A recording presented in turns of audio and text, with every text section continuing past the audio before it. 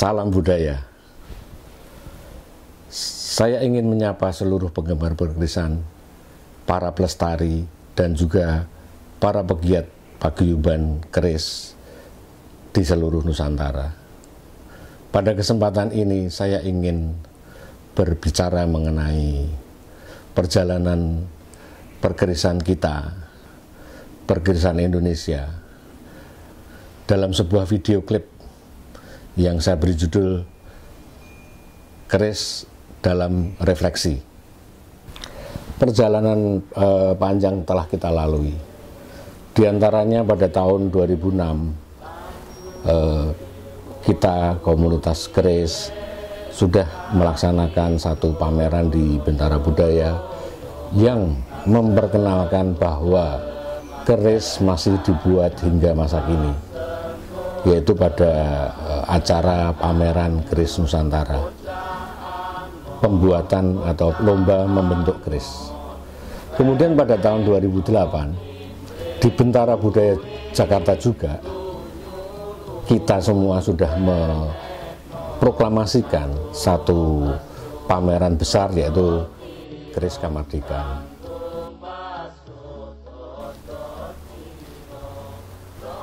Keris Kamardikan memiliki makna, yaitu keris-keris yang dibuat pada saat Indonesia telah merdeka. Artinya raja sudah tidak yosok empu, kemudian kerajaan-kerajaan sudah menyatu menjadi NKRI, namun keris masih diproduksi. Nah, era itu disebut Keris Kamardikan hingga masa kini nanti. Kemudian juga memiliki makna yang kedua, yaitu bahwa keris Kamardikan berasal dari kata merdeka. Artinya keris Kamardikan ini menghargai konsep-konsep yang bebas, ide-ide yang merdeka dari para seniman maupun dari pemerakarsanya. Sebetulnya perjalanan pelestarian kita itu sudah berjalan sesuai dengan strategi yang cukup simpel tetapi efektif sekali. Strategi yang pertama adalah melakukan konservasi, yang kedua revitalisasi, yang ketiga adalah sosialisasi. Konservasi telah dilakukan oleh para penggemar keris, para kolektor, yaitu merawat keris-keris sepuh, merawat keris sebagai artefak budaya yang juga disimpan di museum-museum. Kemudian juga banyak buku-buku yang sudah diterbitkan mengenai bagaimana merawat keris, bagaimana merawat sandangannya atau warangkanya, dan hingga kini juga masih banyak orang-orang yang masih melaksanakan itu, antara lain menjamas keris agar tidak mudah korosi, kemudian memperbaiki warangkanya. Banyak meranggi atau perajin yang masih di zaman sekarang ini. Kemudian strategi revitalisasi ini sangat penting. Revitalisasi adalah bagaimana memposisikan kembali pemaknaan keris, baik itu melalui kajian-kajian, baik mempraktekkan napak tilas cara-cara pembuatan keris sesuai dengan cara-cara dahulu. Dalam hal pemaknaan, memposisikan kembali itu juga kita hindarkan pendangkalan. Artinya keris memiliki banyak aspek, keris sangat banyak angle-nya. Misalnya aspek mistik, aspek tradisi, aspek filosofi, kemudian juga adat istiadat. Nah, ini tidak boleh kita hilangkan. Minimal kita harus menuliskan agar generasi cucu kita nanti tetap tahu. Saya sempat tertantang pada waktu perbincangan dengan Direktur UNESCO, yaitu Hubert Geisen, ya. Dia berkata, kenapa para pelestari takut berbicara keris secara apa adanya? Disinilah kemudian saya sadar bahwa intangible heritage itu adalah kearifan lokal, di mana budaya itu dinilai dengan kacamata budaya. Yeah, well, you know, it is a very important icon actually in the Indonesian culture and history, and it is, in view of that, it has been nominated and listed as intangible heritage. And of course, this word intangible heritage is a very complex word. Intangible, normally we refer to things that you cannot see, and of course, the Chris, you can see it; it is there. But the reason why it is under intangible heritage is that what we recognize is not really the product, but it is the skills and the culture and the mystics about it, and so the historical context. Lalu saya melakukan penelitian, menyusun buku tafsir keris, buku yang menggali kepercayaan pada keris. Alhamdulillah, buku ini disukai, bahkan oleh orang luar negeri, karena mereka orang yang lebih terbuka, ingin mengerti kedalaman kepercayaan pada keris.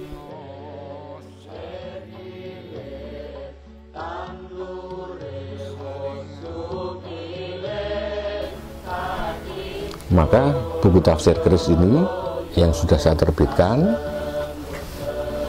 sebaiknya dikaji ulang dan disempurnakan. Jadi revitalisasi itu perlu, yaitu memposisikan kembali makna keris itu secara holistik, secara utuh.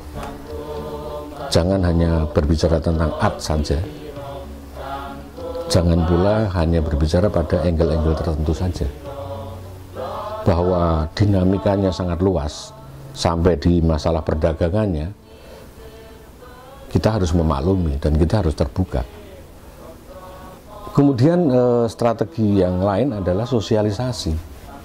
Sosialisasi ini penting, tetapi sudah dijalankan karena hampir paguyuban-paguyuban di daerah bekerja sama dengan pemerintah kota atau kabupatennya, kemudian juga sponsor-sponsor dari swasta. Mereka telah melakukan pameran-pameran, mereka melakukan edukasi, mereka mengundang anak-anak sekolah ya dari SMA, kemudian mendiskusikannya. Ini adalah sosialisasi yang sangat baik. Namun demikian, sebetulnya saya sangat menghargai sekali dengan ada satu ide yang bagus sekali, yang juga sudah beberapa bagiannya telah dilaksanakan. Itu diutarakan oleh seorang yang bernama Pak Bunce Harbunangin. Dia berkata bahwa keris atau masyarakat keris butuh penokohan. Yang kedua, keris juga disosialisasi dengan cara membangun monumen-monumen kecil di pojok-pojok kota, di perempatan jalan, di mana orang akan mudah mengerti, melihat kembali dan familiar terhadap keris. Yang ketiga adalah bahwa juga penting adalah Hari Keris Nasional. Nah, kembali kepada penokohan yang memiliki jasa cukup banyak dengan karya-karyanya. Dia menulis buku tentang dapur keris, dan kemudian juga banyak sekali pendobrakan yang dilaksanakan. Seperti waktu itu keris lebih sinengker di keraton, tapi kemudian oleh Kanjeng Gusti Panembahan Hadiwijaya ini, keris mulai disosialisasikan, kemudian didiskusikan bersama, kemudian didirikanlah satu paguyuban yang bernama Boworoso di Kota Solo. Jadi penokohan ini sudah dilaksanakan. Monumen keris, sebetulnya kita sudah ada beberapa museum yang dibangun, seperti di Pekalongan. Kemudian ada seorang dokter bernama Bambang Gunawan bersama sahabat saya juga, yaitu Basuki Teguh Yuwono, yang sangat aktif dan produktif, telah membangun satu Padepokan Brojobuwono, semacam museum untuk edukasi anak-anak SMA, anak-anak pelajar. Ini penting. Tetapi tidak perlu museum. Sebetulnya di pojok kota atau di perempatan kita meminta lahan kepada pemerintah kota, kita bangunlah bentuk satu monumen keris, baik itu abstrak, modern, atau keris yang diberdirikan. Seperti di Bogor sudah ada Kujang. Ini penting. Bagaimanapun ini satu penghargaan terhadap kearifan lokal kita. Nah, yang paling krusial adalah Hari Keris Nasional. Kenapa krusial? Karena setelah kita saring-saring, atau saya juga merenungkan itu, hanya ada 3 untuk menentukan itu. Antara lain, satu, bagaimana kita mengkaji dari sejarah, juga dari data-data penemuan-penemuan artefak. Terutama hal ini kita, masyarakat keris, harus bekerja sama dengan para ahlinya, seperti profesor arkeologi, profesor sejarah, untuk menentukan hari keris yang tepat itu yang mana, tanggal apa, apakah itu Sumpah Hamuktipalapa ataukah apa. Itu harus dilaksanakan, dipilih. Kemudian yang kedua, sebetulnya jika kita mau ambil gampang, itu juga bagus, yaitu pada saat kita mendapatkan penghargaan dari UNESCO, yaitu tanggal 25 November. Nah, itu juga bisa dipilih. Namun saya bilang, ini harus dikaji ulang. Kenapa? Karena Hari Batik yang memilih tanggal proklamasi UNESCO tidak jalan. Kenapa tidak jalan? Karena ternyata masyarakat kita sebagian atau sebagian besar itu masih sensitif terhadap hal-hal yang berkaitan dengan luar negeri. Nah, takutnya keris juga tidak jalan.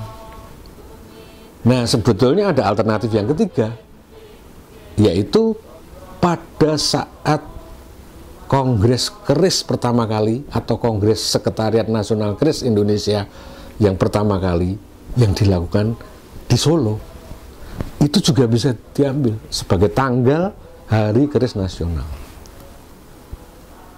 Nah, dari pembicaraan tadi, ya, keris sudah dilestarikan oleh masyarakat keris, oleh komunitas keris, baik itu di daerah maupun di Jakarta, dalam skala nasional atau lokal.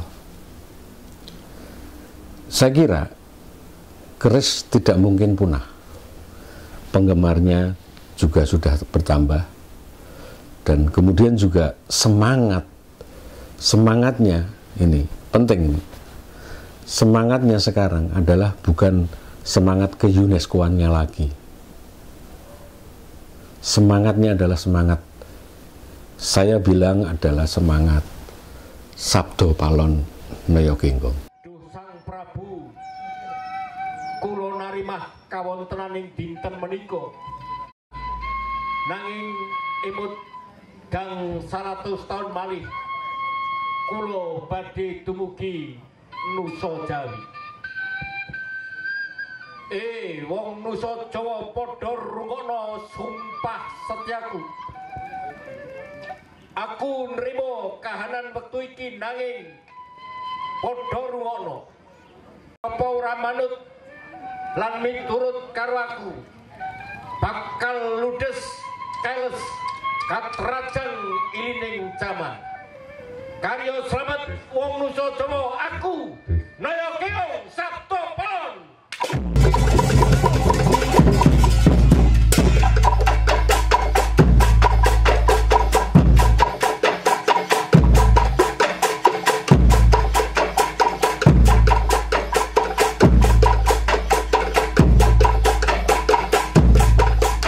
Semangatnya adalah semangat Sabto Palon Naya Keong. Kenapa begitu?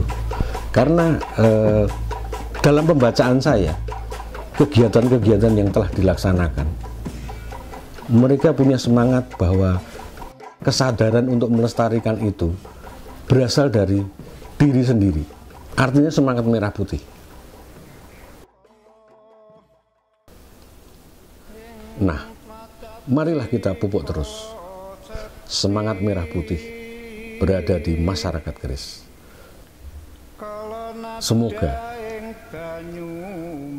keris yang memiliki makna simbolis, ya, makna simbolis, kemudian filosofi, kemudian juga dikenal sebagai benda yang adiluhung, karya adiluhung negara kita ini, bisa dikaji, kemudian menjadi memiliki nilai yang menjadi pelita bagi ketahanan nasional, pencerahan baru bagi ketahanan nasional Indonesia.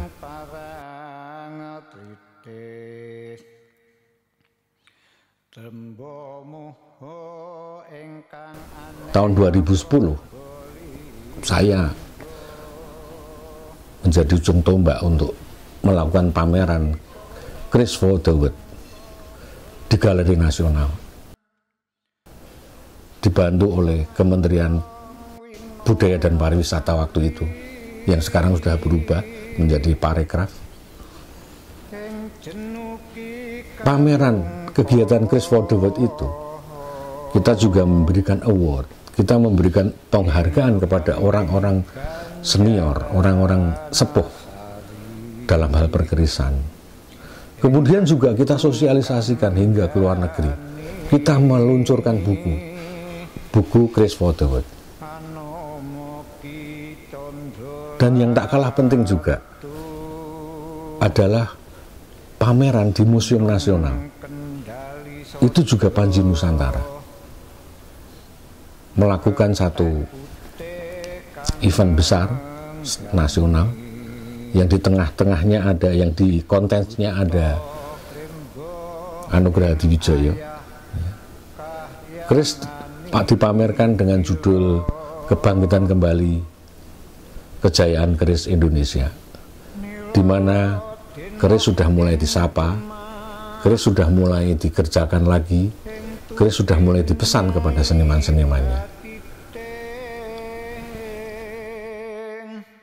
Dalam situasi negara yang sedang hiruk-pikuk dengan kesibukan perhelatan politik, semoga di tengah-tengahnya keris memiliki peluang di tahun 2014 ini bisa melakukan sesuatu yang tentunya akan menjadi pilar ketahanan budaya.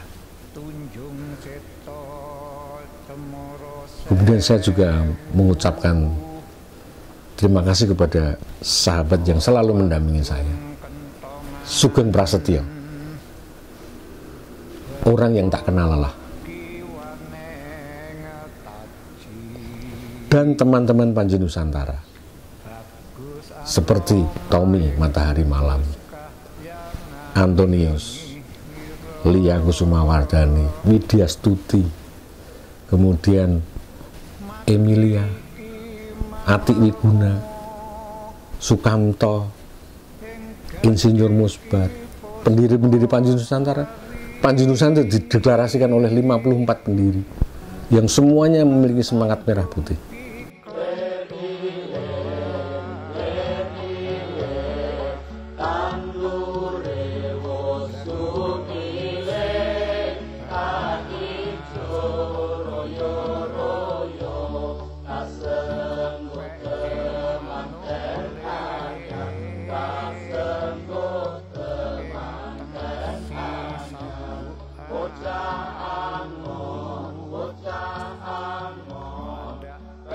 Dan banyak lagi yang tidak mungkin saya bisa sebutkan satu persatu. Juga berterima kasih kepada pedagang, karena bagi saya pedagang adalah garda depan dalam hal pelestarian. Mereka mau memilih profesinya, mana ikut mempertahankan keris sebagai benda yang bisa menjadi barang investasi. Saya kira sekian. Terima kasih. Salam budaya. Oh, aku kangen karo kowe Sarpagnaga. Bubar pasewakan iku aja kuwatir. Tak pasrahke kabeh apa kang dadi isine atiku.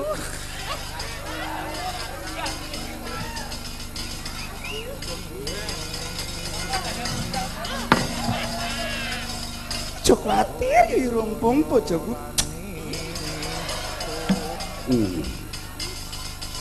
Senajan namung sak kecupan nanging rasane mak blong.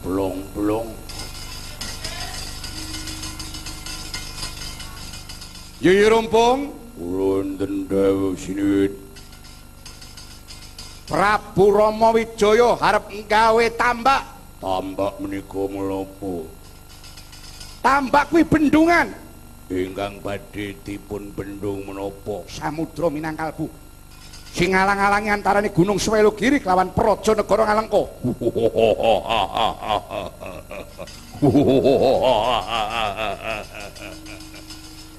Kula kenen menapa? Dadalan bendungane. Ngerti?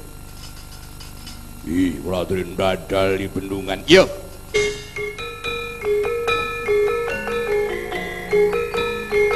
Ji, lo.